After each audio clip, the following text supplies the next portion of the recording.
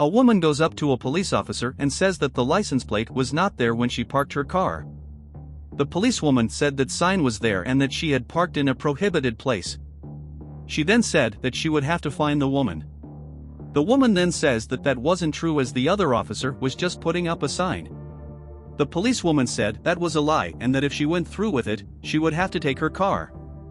The woman said that was absurd, as they had just put the sign up and wanted to fine her for it. She says that she always paid attention to this kind of thing and that she was sure the sign wasn't there before. The policewoman then says that that sign was already there, just as the other sign was on the other side of the street. Meanwhile, the other officer opens the woman's car door and puts something inside. The woman then says that the officer could not fine her, but the officer said that she could not question her as she was wrong. The other policeman then tells them to take it easy. He then tells the woman that they could handle it another way. The policeman then tells the woman that they could resolve the situation calmly. The woman then asks how they could resolve that, as she needed to resolve that situation soon. He tells the woman that everything in life had a way of being resolved. She said she didn't understand what the officer was saying. The policeman then continues trying to tell the woman what he was up to. She said that now she was getting to understand what he wanted. She says he wanted her to pay. He said he hadn't said any of that and it was the woman who had said it. The woman then gives the officer some bills and asks if that was enough. The policeman then tells the woman to be a little more discreet. He then starts counting the money and tells her that it was too little and that it wouldn't be enough to let her go. She says that was all she had anymore. The officer said that if she didn't pay more, he would have no choice but to take the woman's car, as that was very little compared to what she would pay to get her car removed. The woman then said that that was all she had with her, but that if he would wait a bit, she could call someone who would sort it out. The policeman then says that she could do that. The woman then tells the policeman to wait a bit as she would get him more money. She then takes out her cell phone and calls her husband.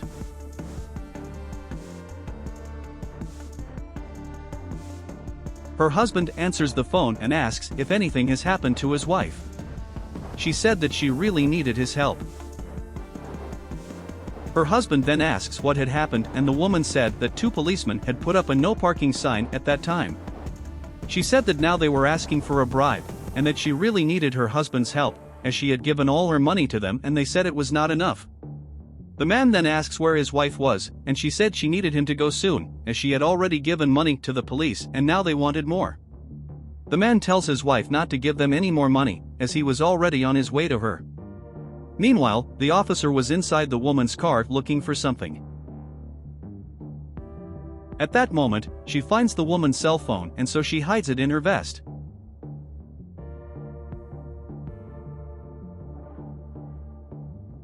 She then closes the car door and walks over to the other officer. The policewoman then asks if he had achieved anything with the woman, but he says that he had not achieved anything. The officer asks what she had found inside the car and she says she had found a cell phone. He said the cell phone was worth a lot of money and that so far he hadn't gotten anything out of it, but that she was calling her husband to get more money. The policeman then goes to the woman and asks what had decided her with her husband. She says she couldn't get any more money from her husband and that everything she had already given to the police. The policewoman then says that, in that case, she would have to tow the woman's car and she would get a ticket for that. The woman then says that they couldn't take her car, because that was wrong and that plate wasn't there before. The policeman says that it was wrong that she was a woman, as she had parked in a place that she could not. She then asks what they could do since she didn't want to pay. The woman then said that they would not take her car, as that was wrong. At that moment, another policeman opens the door of the woman's car and takes out what he had previously hidden. The police then asks, what would that be and what did she have there, but she said that she didn't know what it was, because it didn't belong to her. The policeman then says that there should be illegal things in there and that he would open it to find out. He then opens the bag and says that there really was illegal stuff in there. She says they should have put it in her car as it wasn't in there before. The policewoman then asks if she was saying that he had planted it inside her car, as that would be contempt and she could be arrested for it. He said that it was contempt of authority and that's why she was arrested. At that moment, the other woman runs to where they were. She then pushes the policeman and tells him that he would not learn the woman. The policewoman then asks if the woman was crazy, as she was assaulting a policeman. The policeman then tells her that she was crazy and that she was under arrest as that was contempt. They then say that the two were arrested for what they had done and then put them against the wall. They say that it would not be good for them, as they had defied the authorities, and tell them to stay quiet there. The officer then asks if the woman knew the other, but she says that she had never seen her before. The officer then tells the two to stay put so they can see what else is inside the woman's car. They then go to the woman's car and start looking for something they can use to frame her. They search for a while but can't find anything, and so they decide to look in the trunk. The policewoman then asks what they were going to do with the two, and the policeman says that he had a plan. She then asks the police officer what they were going to do, and he said that they needed more money, but at that moment, the woman's husband arrives. The policeman greet her husband and call him chief. He then asks what was going on there and if there was something wrong.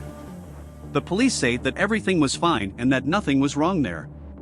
He said he was seeing a parked car and two people being handcuffed, and that's why he wanted to know what was going on.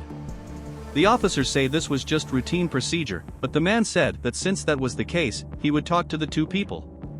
The policewoman then asks what they were going to do now, but a policeman tells them to take it easy, as everything will work out for them in the end. He then goes to where the two women were and asks what was going on there.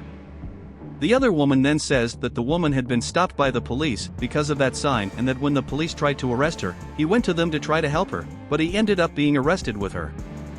The husband of the woman says that it was for him to learn not to meddle. The other woman then says that things weren't looking good for them, but the woman tells her to relax as they would be fine. The woman's husband then goes to the police officers and asks the police officer to buy him water, and meanwhile, he would talk to another police officer. He then asks the policeman how much he had already received from the woman, but the policeman says that he did not understand what the police chief was saying. He then tells the policeman that he too had worked that way, as he was one of them before becoming a police chief. The policeman then says that he didn't know what the deputy was talking about, but the man says that he could count on him. The policeman then tells the deputy he had already gotten good money from them, but that he had a plan to get more money. The deputy says that if the man tried a little harder, he would get more money from the woman. The policeman says that he had an idea and that everything would work out. At that moment, the police arrives and hands water to the delegate. The delegate then tells the police officer that her partner had already gotten good money from the woman and that he was lying to her. She says she didn't believe he was capable of lying to her, as he had said he hadn't achieved anything. The delegate then says that that was the truth, and then the policewoman tells him that she also got a cell phone from the woman. The delegate praises the officer, and then she says she would talk to her partner. She then goes to the police officer and asks why he lied to her. She says that they were partners and that he should talk to her about this kind of thing. The policeman says that what he had received was very little and that he had already given it to the chief. He tells the police officer to stay calm, because he had a plan for him to get much more than what she just needed to stay calm. She said that she would trust him this time and that she told him to hurry up with it, and the policeman tells her to stay calm as that was a good plan. The officer then takes the woman's cell phone and says he would call her husband to get more money. He then searches the woman's address book for her husband's number and calls him. The man then answers the phone and the officer asks who was speaking. The policeman says that he had his wife and that if he doesn't send him $5,000, something bad will happen to his wife. The woman's husband then asks me which account he could send that money to when the policeman starts to tell him, but at that moment he realizes that the man had turned off his cell phone. The officer then asks if he got anything yet, but the officer says he would call again, but the woman's husband told them to stop that. The policeman says the plan was working, but the man says he was her husband. This makes the policewoman very surprised, and she asks what was going on. The delegate says that that was his wife and that she had told him everything about what was happening. The policeman then says that the delegate had misunderstood, but he says that he had not misunderstood anything, as he had just called him. He says that the two were corrupt cops and that they probably did this every day. The policeman then says that the deputy said that he did that too, but he says that he lied to them and that he would never do something like that. The policewoman then says that it was not her fault, because the man was bigger and stronger than her, so she just did what he said. The delegate says that he had been receiving complaints from them for a long time. He then says that the two of them would talk and they would be arrested for it.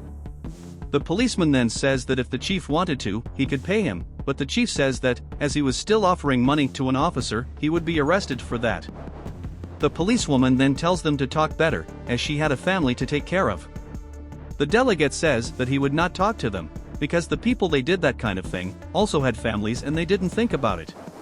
The policeman then asks the delegate to forgive what they had done there, but he says he would never do that and tells the police to release the two women. He then tells the police officer to return the cell phone he had stolen from his wife. Delgado then says that he would personally take them to prison. The two then begin to argue, saying it was the other's fault. The delegate then tells them to be quiet and then tells his wife that she could go home and rest, as he would sort it out.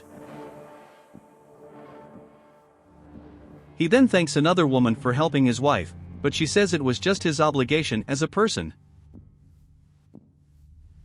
The delegate then arrests the two police officers and takes them to jail.